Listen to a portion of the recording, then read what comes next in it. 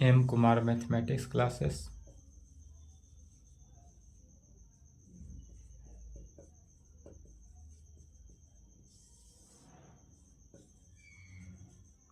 Class 12th।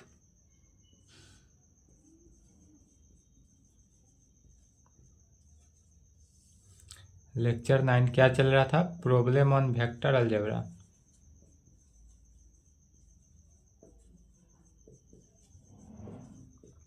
Vector पर question चल रहा था। एक्सरसाइज 10 पॉइंट एनसीईआरटी बुक से।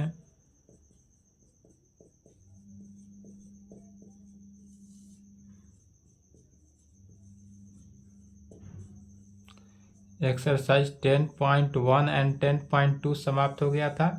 10.3 के लिए क्या बोले थे? यह जो है डॉट प्रोडक्ट पे है। यह किस पे? डॉट प्रोडक्ट का 2 लेक्चर हुआ है। उसी 2 लेक्चर के आधार पर आज के क्लास, यदि वह 2 लेक्चर नहीं देखें तो पहले वह डॉट प्रोडक्ट का लेक्चर 2 देखेंगे, उसके बाद आज के क्लास करेंगे।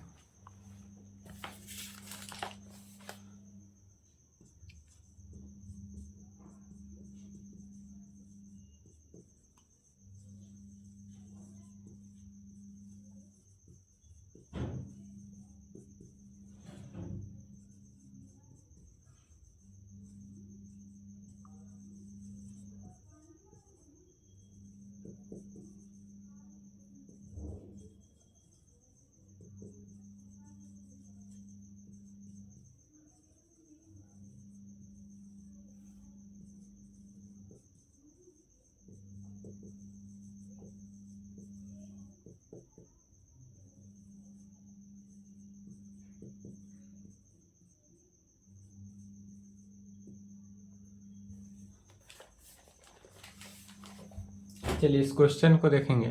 क्वेश्चन क्या है? तो find the angle between 2 vectors. 2 vector दिया हुआ है।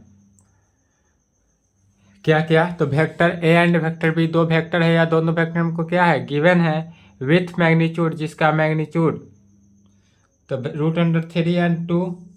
तो इसमें सॉल्यूशन गिवन डेट क्या दिया हुआ है? तो 2 वेक्टर दिया हुआ है, जिसमें वेक्टर ए का मैग्नीट्यूड कितना है? √3। वेक्टर ए का मैग्नीट्यूड हुआ √3 एंड वेक्टर बी का मैग्नीट्यूड कितना हो गया? 2। वेक्टर ए का मैग्नीट्यूड हुआ √3 एंड वेक्टर बी का मैग्नीट्यूड 2 दिया हुआ है।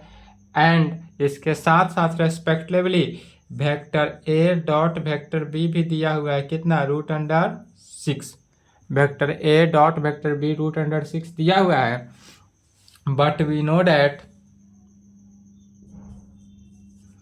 फिर कहेंगे बट वी नो डैट, हम क्या जानते हैं? तो vector A dot vector B, vector A dot vector B बराबर क्या होता है? Formula magnitude of vector A into magnitude of vector B into cos theta, यही फॉर्मूला होता है। इसलिए cos theta is equal to, तो यहाँ से कॉस थीटा क्या निकला?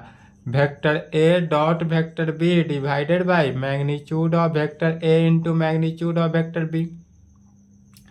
चूंकि यह फॉर्मूला होता है, vector A dot vector B का फॉर्मूला लिखाया गया था, यह भी लिखाया गया था फॉर्मूला एंड रिजल्ट में cos theta is equal to vector A dot vector B divided by magnitude of vector A into magnitude of vector B, या मैग्नीट्यूड ऑफ वेक्टर ए को ही ए बोला जाता है, या मैग्नीट्यूड ऑफ वेक्टर ए को ए भी लिखते हैं and magnitude of vector B को डायरेक्टली सिंपली बी भी लिखते हैं।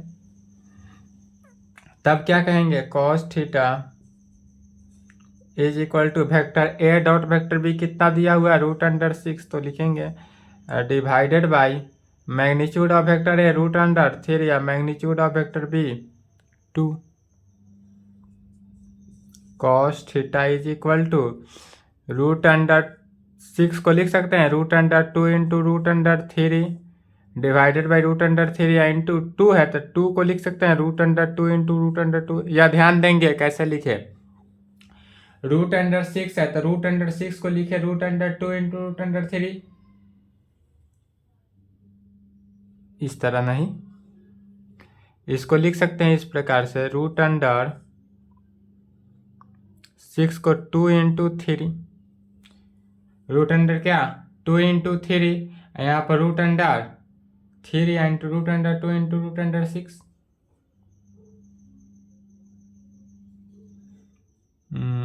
या सिंपली रूट अंडर 6 भी लिख सकते हैं।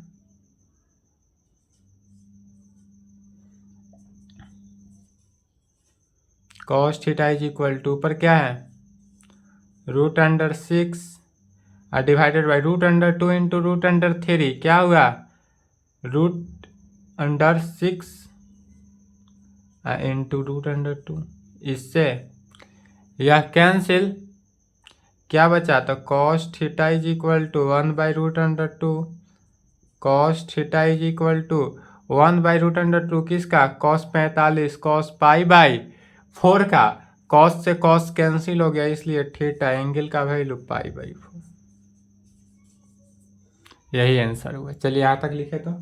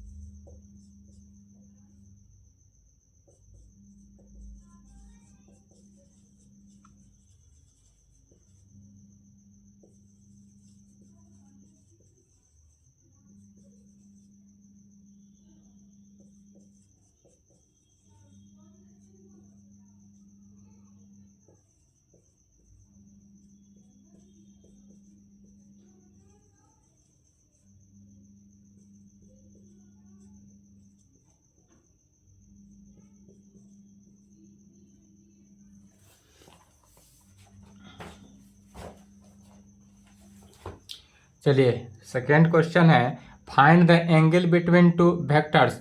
दो वेक्टर दिया हुआ है, इसके बीच का एंगल निकालना है। जितना वर्किंग किए हैं क्वेश्चन नंबर 1 में इतना वर्क करना ही है। क्वेश्चन नंबर 1 में vector A dot vector B दिया था, मैग्नीट्यूड ऑफ वेक्टर ए दिया था, मैग्नीट्यूड ऑफ वेक्टर बी दिया था। इसमें नहीं दिया हुआ है तो पहले vector A dot vector B निकालना है, मैग्नीट्यूड ऑफ वेक्टर ए निकालना है, मैग्नीट्यूड ऑफ वेक्टर बी निकालना है, फिर उसके बाद सेम फार्मूला से इसको भी प्रूफ करना है। सॉल्यूशन गिवन दैट क्या दिया हुआ है तो vector A is equal to I cap minus 2j cap plus 3k cap दिया हुआ है, एंड वेक्टर बी दिया हुआ है कितना 3i cap minus 2j cap plus k cap. इसलिए vector A dot vector B निकालना है तो vector A dot vector B कैसे निकालते हैं तो i cap minus 2j cap plus 3k cap.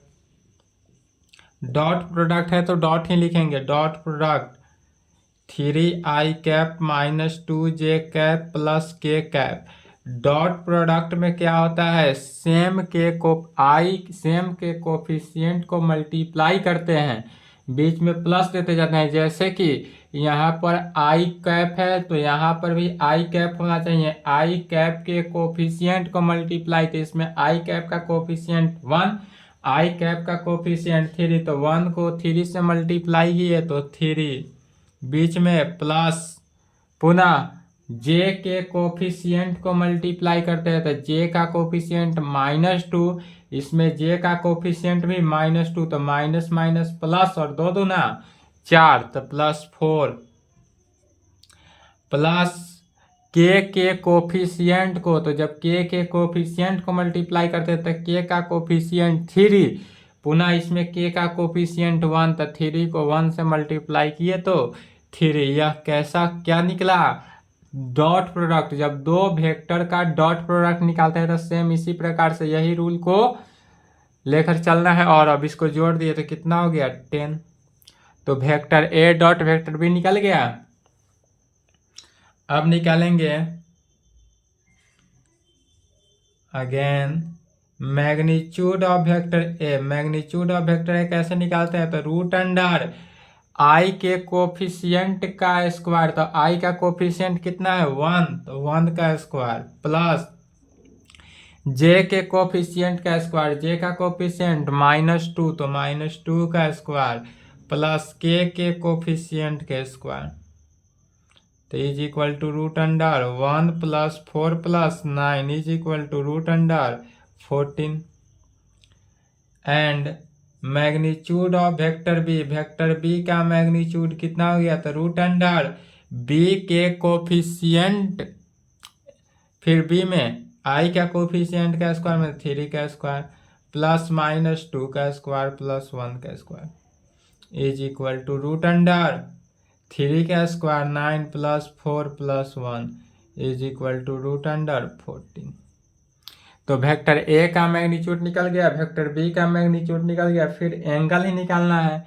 इसलिए क्या कहेंगे? बट वी नो डैट, चूंकि vector A dot vector B is equal to इतना magnitude of vector A into magnitude of vector B cos theta होता है, इसलिए cos theta is equal to vector A dot vector B divided by magnitude of vector A into magnitude of vector B.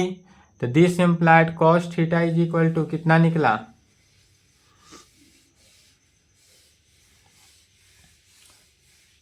Same यहाँ तक same लिखना है। उसके बाद cos theta, तो vector A dot vector B कितना निकला? 10 divided by magnitude of vector A कितना निकला? Root under 14 into root under 14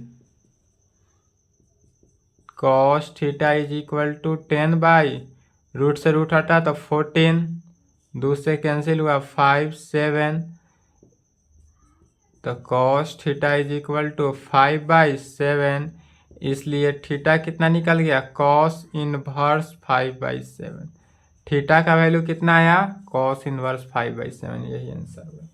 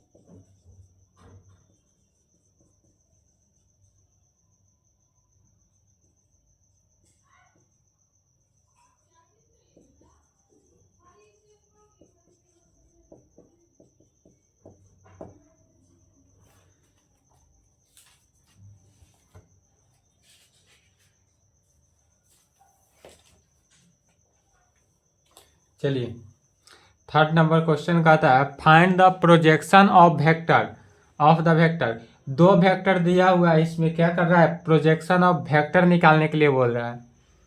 तो सबसे पहले जो दिया हुआ है उसको लिखेंगे, क्या दिया है, तो vector A is equal to I cap minus J cap and vector B is equal to I cap plus J cap. दो वेक्टर दिया हुआ है तो दोनों वेक्टर को हम पहले लिख लिए कि यह वेक्टर ए वेक्टर है, बी वेक्टर है। अब इसमें प्रोजेक्शन ऑफ द वेक्टर मैंने ए वेक्टर का प्रोजेक्शन बी पर निकालना है, तो प्रोजेक्शन ऑफ वेक्टर कैसे निकालेंगे,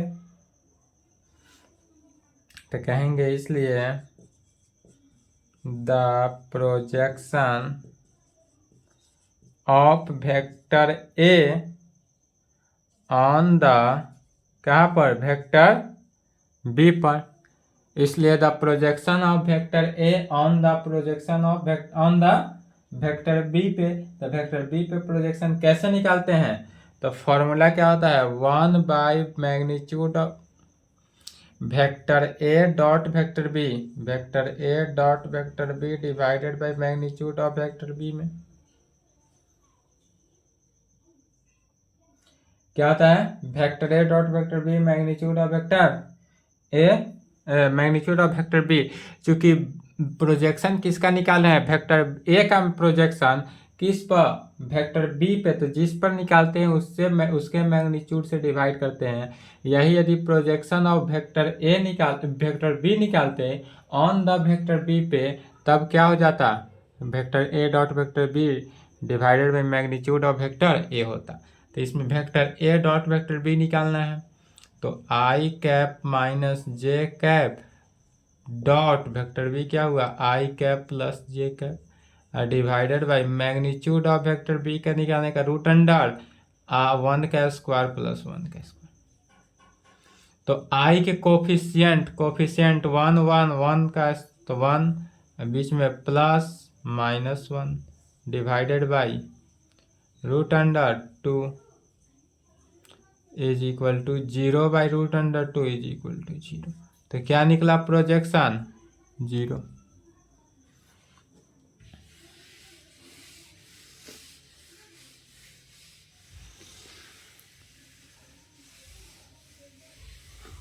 इससे जो हमारा प्रोजेक्शन निकला वह कितना, 0।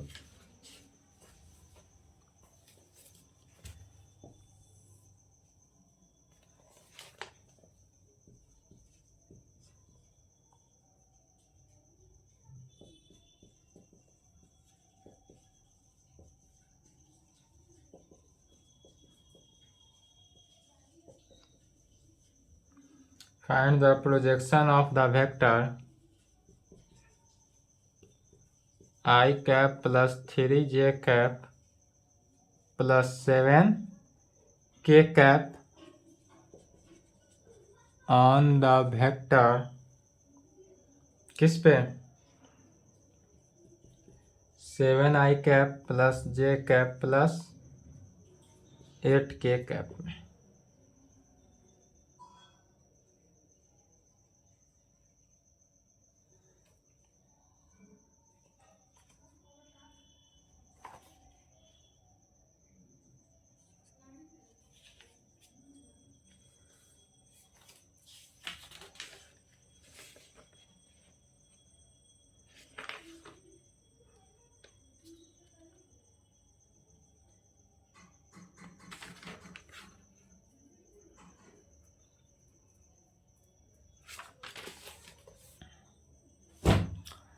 चौथा क्वेश्चन भी सेम इसी प्रकार है, सॉल्यूशन गिवन डेट। क्या दिया हुआ है, तो वेक्टर ए दिया हुआ है i cap plus 3j cap plus 7k cap दिया हुआ है, एंड वेक्टर बी दिया हुआ है 7i कैप माइनस जे कैप प्लस 8k कैप। तो हमारे पास क्या गिवन है, वेक्टर ए दिया हुआ है, वेक्टर बी निकालना दिया हुआ है, projection on of vector A on the vector B पे निकालना है। तब इसलिए हम क्या करेंगे, पहले मैग्नीट्यूड ऑफ वेक्टर बी निकाल लेंगे। इसलिए मैग्नीट्यूड ऑफ वेक्टर बी कितना हो जाएगा, रूट अंडर 7 का स्क्वायर प्लस -1 का स्क्वायर प्लस 8 का स्क्वायर, अर्थात रूट अंडर 7 का square 49 plus 1 plus 64, root under 50 100 114। Magnitude of vector B कितना निकला? Root under 114। And again vector A dot vector B, तो vector A dot vector B निकालना है तो कैसे? I cap plus 3j cap plus 7 k cap dot product किसका? 7i cap minus j cap plus 8k cap में। तो vector A dot vector B कितना निकला? आई को आई के साथ तो 7, जे को जे के साथ -3, के को के के साथ 8 सत्ते 56, 7 - 3 + 56 इज इक्वल टू कितना? 460। तो vector A dot vector B कितना निकल गया? 60। इसलिए कहेंगे the projection of vector A on the vector B पे।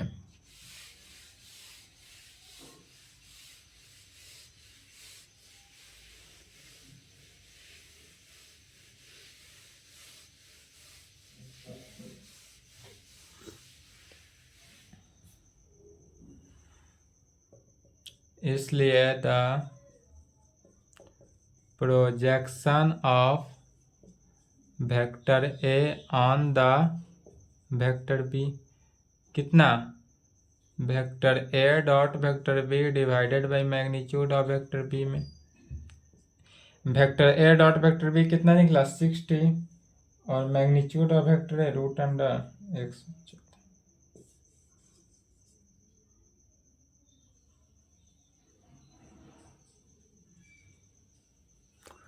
Root under 114।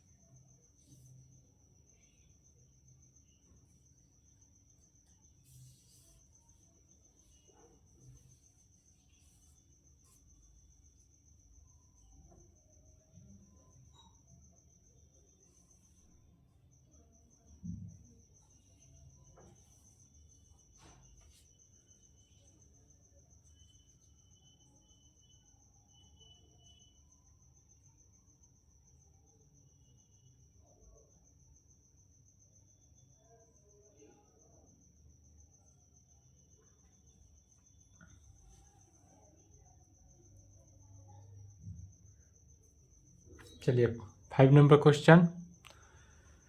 यूनिट वेक्टर के लिए क्या होना चाहिए कि मैग्नीट्यूड ऑफ वेक्टर ए जो है किसके इक्वल होना चाहिए? 1 के इक्वल होना चाहिए।